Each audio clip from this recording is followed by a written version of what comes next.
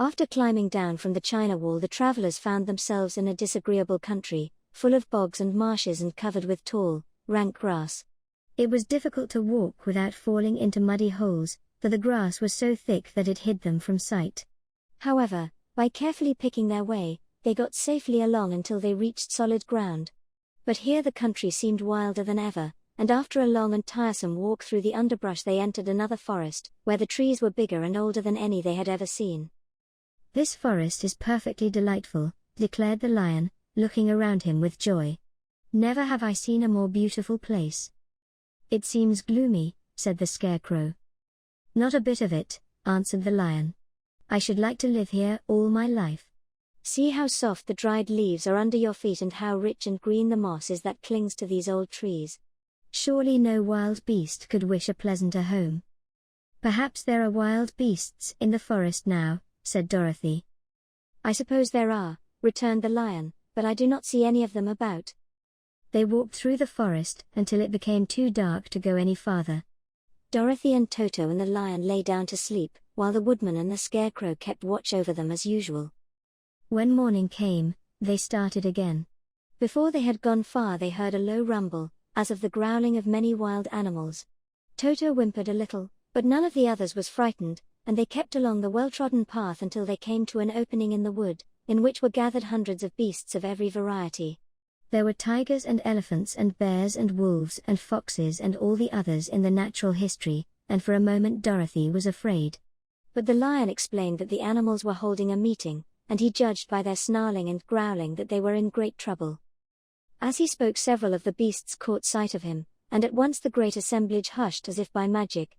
The biggest of the tigers came up to the lion and bowed, saying, "Welcome, O King of Beasts. You have come in good time to fight our enemy and bring peace to all the animals of the forest once more." "What is your trouble?"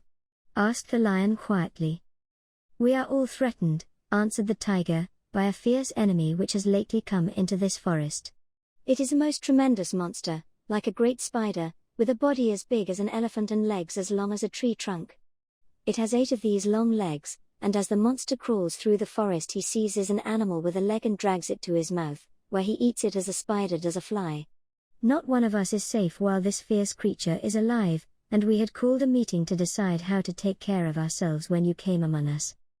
The lion thought for a moment. "Are there any other lions in this forest?" he asked.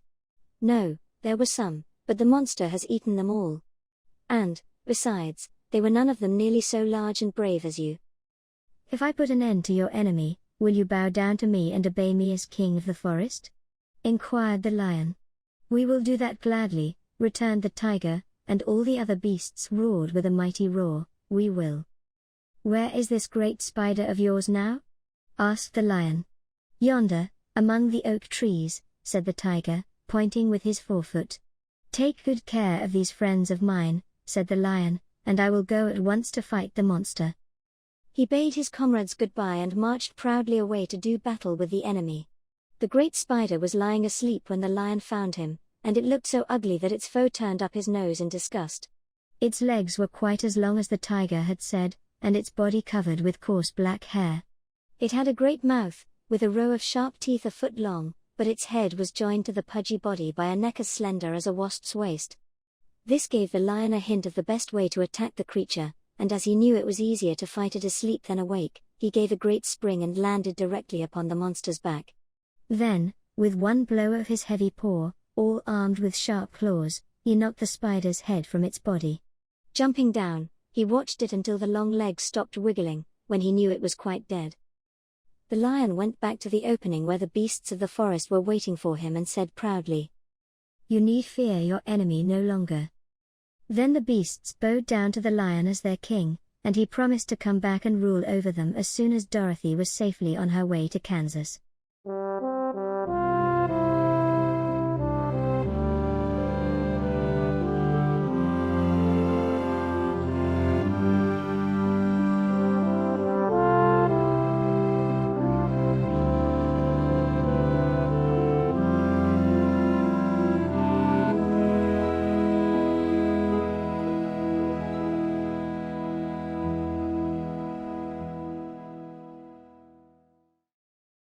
Please subscribe. New stories, every week.